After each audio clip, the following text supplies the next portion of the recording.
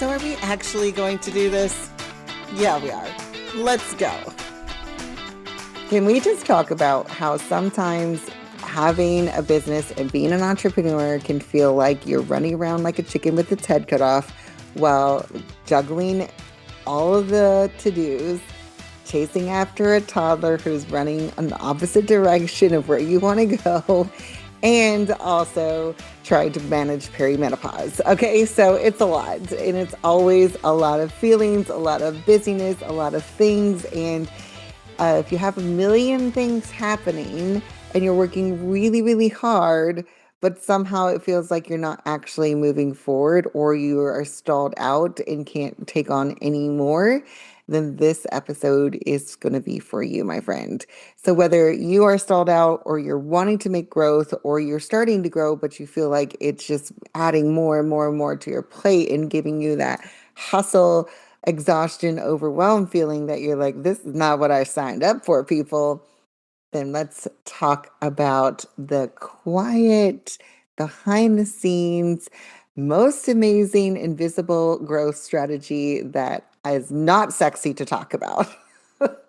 And I'll say that because the moment I start saying this next word, I feel like I see in real time my audience's eyes glaze over. Like they just go in full on, like, nope, it's my middle schoolers who are listening to me and they're like, yeah, I'm not doing that.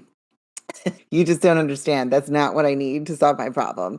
When I start telling them my strategies or what I think they should do, all the things, right? So I'm going to talk about it though, because it needs to be talked about. And I hope that one of you listening today really takes this and like owns it and says, this is the year, this is the season that I'm going to implement this invisible strategy that no one else sees but you.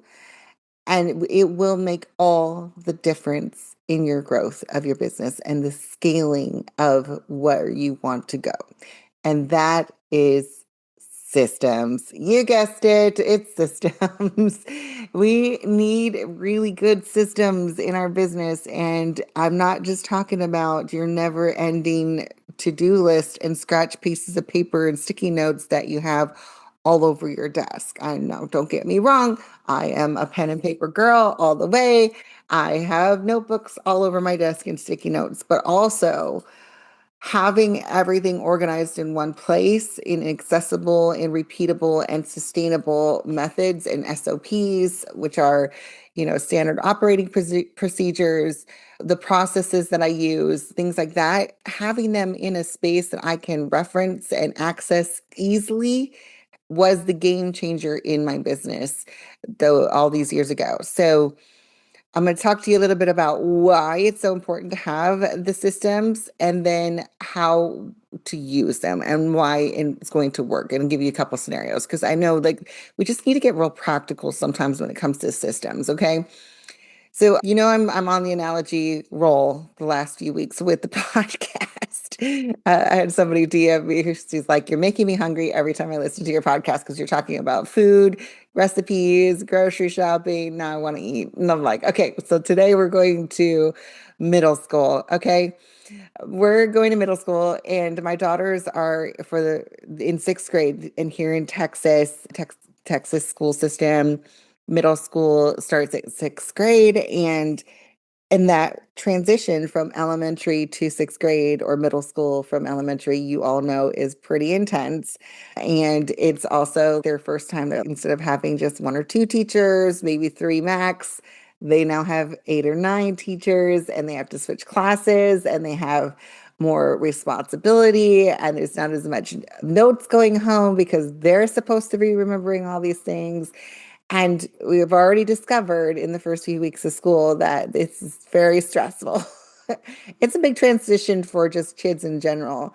But then my daughters who are on the spectrum and have special needs, it's definitely even more overwhelming. So we've been having to really think about like, what are the systems that they need? And again, going back to that customization point every single time is what is a system that will work for them? And even though they're identical twins and taking the same classes, that doesn't mean I'm going to give them the exact same system. I have to really look at who is this person, the child, What are the classes that they're taking? What are the gaps that we're seeing for that particular child? Not lumping them together and saying, oh, they both have to follow this same system, but really saying, why is she forgetting this? Why is she not doing this? Why is she avoiding this? Why are we not understanding this? And really asking those questions, because we need some sort of system and checkpoint from both our side at home, but also the teachers, and saying, like, hey, how are we going to make our communication synergetic so that I can support you, you can support me, and we can support the girls? Because it's not easy to navigate when I don't know where to log in. And that's been something this year that was like, oh, it looks like all these teachers have different ways of communicating, different systems they're using. So I've also got this learning skill for myself to put organization into place so that we can efficiently get homework done and keep the girls on track for where their grade level is. All that to say, business is the same. Without clear systems, even if you're doing stuff all day, you end up exhausted and capped out with no progress. You're confused at, like, where are things? Who's communicating what? Let's just, like, for instance, if you have a lot of clients and you're a virtual assistant and one is texting you, one is emailing you, one boxes you, one does Slack. I mean, it just really can get overwhelming to manage all of the different information coming at you throughout the day. And it's super disruptive to your energy and to your focus. Just last week, I was talking to a client who was like, hey, I'm leaking time because I feel like I have this pressure to respond to clients as soon as they message me or email me or this. And so we talked a little bit about, okay, how can we put up a boundary and create a system of accessibility for you so that you're not interrupted in your workflow, is not distracted, and you'll be much more efficient. So instead of letting the notifications tell you what to do and how to respond and react, you tell the notifications when you want to be notified. Like, that's a system, is saying, hey, I'm checking my email at 9 a.m. and at 3 p.m. and I will respond then. That's a system you can set up, and it creates so much freedom by setting a boundary in, instead of having your inbox open and dinging every time you get an email and you wonder, is what do they need? What do they need? What do they need? No, you can't live like that. That is not scalable, and that is going to cause you to bottle out or bottom out in this level that you're at, because you cannot respond to all the people all the time. That's an example for service-based businesses, but it can be applied for any business. So what happens without systems is you will get this feeling that you're capped out no matter how many hours you are putting in. So I'm going to go through a quick list of, like, just some awareness tags to say, like, okay, is it time for me to put a new system into place, or maybe to put a system just for the first time into place? Maybe I need to update my systems. This is the warning signs or the identifiers that I see for my clients who they're definitely committed to their business. They have big dreams. They're good at what they do, but these are the signs that I'm like, something's not working in your systems, or you don't have a system in place in order to manage this level of where you want to go. So feeling capped out no matter how many hours you put in, that's number one. That is you, if you're like, it doesn't matter how much I work, I'm never getting ahead. I'm just done. I have nothing else left to give. And all I know is I need to give more. That's no fun to be in. That's not a great place to be in, but it is a sign that you need, or you're missing some systems. The next one is constantly putting out fires instead of moving forward. Like, if you are in reaction mode and you have your fire extinguisher and you're like, oh no, I didn't do this. Oh no, I didn't do this. Oh, this person needs this. And it's very, what is burning and totally on fire mode all day, every day. There's no way you can grow and scale when you're busy looking around for fires. That is not sustainable. That is going to literally catch you on fire and burn you out. So if you are constantly putting out those fires, then it's a sign that, hey, we need some systems here in order to give you that availability back instead of reaction back. The next one is your team members, or even just you, you or your team members are unclear on your priorities. What does that mean, Lani? Okay. That means when you start your week Monday morning and you sit down, you look at your to-do list, you're like, I don't even know where to begin. Or you start working and you start doing a bunch of stuff, but you don't know exactly why you're doing those things. Or maybe your team member doesn't know exactly why they're doing those things, or they don't know what you want them to start with. And so they make the decision and maybe it's not what you wanted them to do. And so you can really, really be keeping yourself from that scaling potential by not understanding your priorities. Profit priorities are probably my favorite thing to really like get into the weeds with people and help them understand what their profit priorities are, because it's like this light goes off and the relief that I see when someone identifies their profit priorities. And when I say profit priorities, I mean the actions that you take on a daily, weekly, monthly basis that you know is going to grow your business. And this is going to be like the most impactful to the profit growth that you want in your business. And remember, profit, when I refer to it, is not just income, but your time, your energy, your fulfillment, as well as income when you think about profit. So anything that I can do that's on my to-do list or like my action list that is going to lead me to profiting more in time, energy, income, and fulfillment, I'm going to prioritize that. And how do I identify that for me? Not copying someone else's to-do list. Someone else's to-do list might look like recording videos or social media strategy, things like that. Does that mean something to me? Is that really my best profit priority? Probably not. So I need to know what works for what is mine versus what are you doing. I need to ignore your profit priorities and choose mine. So if you haven't sat down and done that, this could be a really big sign. The next one is you're doing a lot of things, but you're not seeing a lot of results. And that's so frustrating. We're like, I do so much, but I just feel like I'm not doing any, like it's not really getting me anywhere I want to go. And I know that frustration and I feel you and oh, I identify with it. It can be so, I mean, it's just not cool. So let's just normalize that a lot of entrepreneurs hit these caps. They hit these markers often because not we like most of us, we didn't go to business school and somebody teach us on how to build scalable systems. We're piecing this together. We're trying to figure things out, and that's okay. So just my own journey as a business owner, I've been doing this for 15 plus years. And when I first got started, I just kind of showed up and did because I didn't have much booked work. And then as I started to get more and more clients, I was doing multiple jobs. I was doing different jobs, working for different people as a contractor, plus my own blog that I was doing. Man, I got into overwhelm mode and it felt like I was just doing things nonstop. And it just felt like I was drowning every day in that never ending laundry list of to dos. And really, I knew I couldn't grow anymore. And what was frustrating to me is I was like looking around, I was like, okay, I see the clients that I'm working for, and at the time I was a virtual assistant, PR agent, and OBM.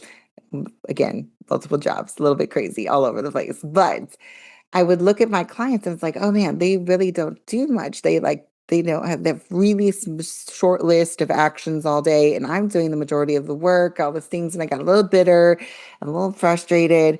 But then I realized, hey, I could be what they are.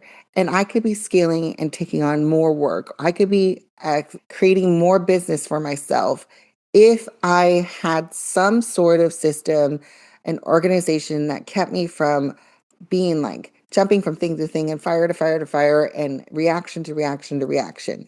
So when I set up Trello for the first time, and Trello is the project management system that I use and for my own personal business, as well as recommend to all my clients if they don't have one, or like most of my clients. Again, it's not about whether or not Trello is the perfect system. Is it? Yeah, no, it's one system. There's no right or wrong system for you to use. The goal is to use one. So whether you're using Asana or ClickUp or a paper planner, even, it's not about whether it's electronic or digital or handwritten. Doesn't matter. It's the usage of it and really understanding how to leverage it for your business, because the commitment to work the system is actually where you will see the results. If the setting up of the system can be a little overwhelming and daunting, don't get me wrong. That's part of the barrier I know for a lot of business owners is when I start talking about systems, they're like, that feels like so much work to do. I don't want to do it. And I'm like, I get it. I get it. It feels like a lot of work. And it doesn't have to be all the system at one time. You can hire support with it. We can talk about using frameworks and templates to jumpstart you. All a paper planner is a template for your time management and your action management. That's all it is. It's a template. It's and it needs to be customized to you. So it doesn't come fully filled out. You have to fill it out. And that's the same thing with an online project management system like Trello. But when I used that platform and started sticking to it regularly and using it over and over and over again, guess what happened? I got time back.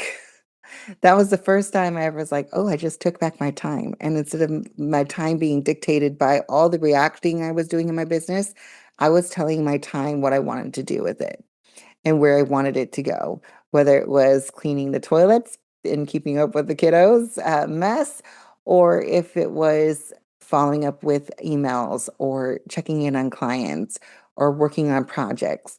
And that was a huge game changer in the plateau that I had created for myself unknowingly and frustratingly because I did not have a way to track the system and how I was going to work. So it's game changer to take this pause to say, where is the bottleneck? And is the bottleneck actually me because I don't have a system and the clarity in place to be able to scale and grow the way I want to? And I know a lot of people are like, oh, this is not fine. Like this is they're talking about, making me an additional 4 to 5 extra $1,000 next month. I would like to talk about that. And I get you. Yes, I want to talk about that too. And we're going to start talking about some cash strategies here in a couple of weeks with the podcast. But more than anything, that actually created the space for me by putting the system into place. It created the space so that I could take the strategic action for growing the business and creating more clients and doing the actions that converted to actual contracts. That was the game changer thing. So while Trello didn't make me any money setting it up, using it and committing to it doubled my income in 6 months. And this is the secret that I don't think it's just talked about enough is that when you get clear and when you stop spinning your wheels, when you stop throwing spaghetti at the walls and putting out fires and reacting and put a plan into place that you can actually execute, it will be game changer for you and your business. So this is a quick episode just to do a quick check-in and say, am I ready to scale? Am I wanting to scale? And do I have the systems in place in order to do that? It's more important for me to be able to get that time, take that time back, make it more efficient, make it more clear, eliminate things that are not worth my time in my business, and start focusing on the growth that is possible while still delivering great products and services to my current clients. So it's that juggle of how do I do both?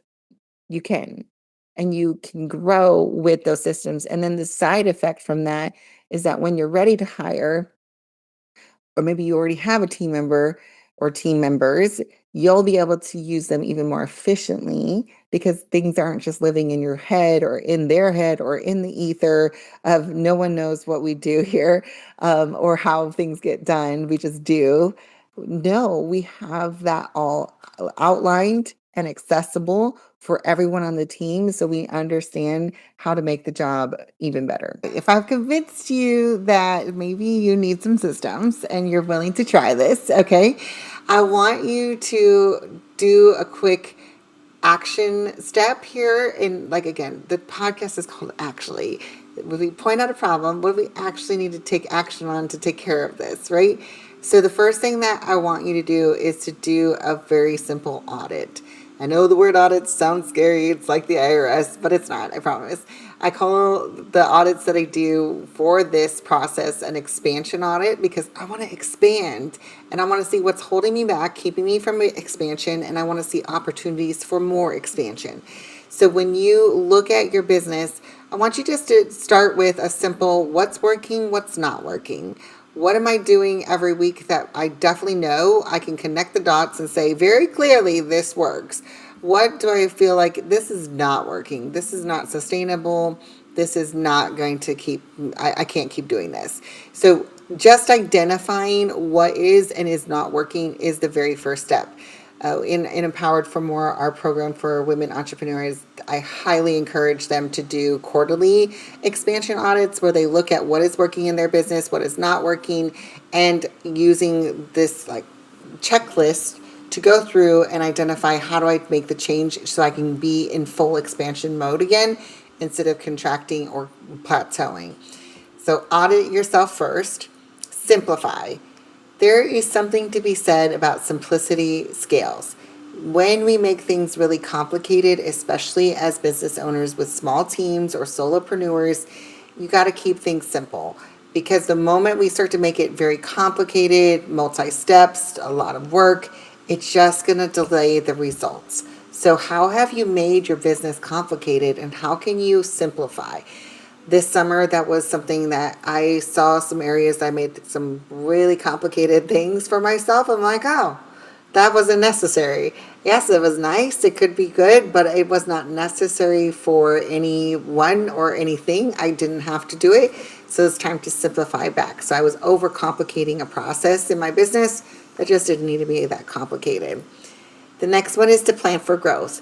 If you hired someone tomorrow, if you brought a new team member on, if you made 10 sales, what would you know, like what would you need? Do they have a system and a process that they could immediately pick up on? Or would you be scrambling and trying to figure out, okay, I don't even know what to tell you. How to do I do? I just do what I do. Can you figure it out? Because that's going to be a longer onboarding process, which is going to cost you more and delay the support that you actually need instead of like, hey, I could have just done this in the time I told you all the things. I could have just done it myself. Well, if you had a system in place that they could actually use, girl, that would make all the difference. So are you planning for growth? If you are, then it's time to put things into place and put your knowledge, everything in your brain, the way you do things, the steps that you take into a central location so that someone can step in and take action with you without having to figure out your thought pattern. And then the next one is I want you to commit to picking one system, whether that's Trello, Asana, ClickUp. I don't care if it's a spreadsheet or a paper planner, but commit to actually using it. My funniest story ever was, I laugh at myself all the time because I used to have on this bookshelf behind me where I'm recording in my office, I used to have on the bookshelf 3 paper planners that were so beautiful. I am obsessed with beautiful planners. And they were all partially filled out. And they were all for the same year. Because I just had this idea that I just would buy these planners and they were pretty and suddenly they would work for me. But the problem was I was not committed to working them.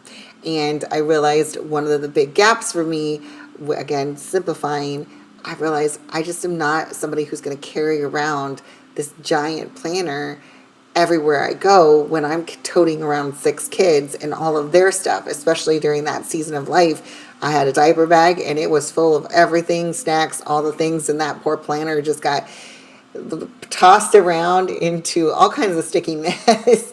And it just was another heavy thing to put into the backpack, to carry around, to remember, and all of that. So it's just not really truly sustainable for me. And I couldn't really commit to it because I didn't want to carry it with me. So whatever it is that you're doing, commit to it. That's why I chose Trello, because I can have it on my phone, it's on my iPad, it's on my desktop. I can log into it on your computer if I need to. It's there and it's the same, and whatever I update on one updates everywhere, and that makes it so accessible for me no matter where I am and what tool I have in my hand to work. I can work in 15 minutes in the car pickup line. because I have access to Trello there. I can be sitting in a doctor's office waiting room and doing work. I could be sitting by the pool and doing work. There's so much flexibility with it, but I'm actually committed to it. And the magic is in committing, updating, and aligning with your growth goals and your systems. So I want you to commit to taking some actual action after this episode. And if you are feeling confused or capped out or constantly busy but not making progress, I promise that is not because you're feeling. It's because you don't have the systems yet that match your growth plan. So let's get into action mode and taking the time to set up these systems, because September is going to be a huge growth opportunity month for you if you do these things. It is game changer. And I'm telling you, I have testimonials coming out the gazoo from women who have joined Empower for More. They put these systems into place and suddenly, boom, boom, boom, they have their time, they have clarity, they know exactly what they do. They're starting to do their cash actions, their profit priorities, and they're making money and they're growing. And sometimes it's a little bit surprising because they're like, I don't like what just happened here. It's because they got clear on their actions and they had something guiding them instead of reacting to what was coming into their day. So I hope this encourages you to use this invisible strategy that is not sexy, but it is so game changer. And systems can be sexy. And I always say systems save lives and they save businesses when you put them into place. So go out, take some action, update your systems if you already have them in place. This is the perfect time to do it. And if you don't have one and you don't know where to start, or if you have one and you feel like it's not working for you, send me a DM and say systems and tell me what's going on, and let's brainstorm some ideas together. Or you're always welcome to book a business strategy and alignment call. And you can get the link at lanijackson.com/let's talk. Grab a time on the calendar and let's talk about it and make it happen for you. I am so thankful for you guys. Thanks for listening today, and we'll talk again soon. Thanks for actually joining us today. I hope it inspired you to actually take the action to step into the empowered CEO that you are and getting more of the results that you want. Before you go, I have a quick favor. Leave us a review and take a screenshot of this episode and share it with your friends and on your favorite social media channels. Don't forget to tag us, actually.thepodcast and Lani J. Jackson. And we'll see you next week on another episode.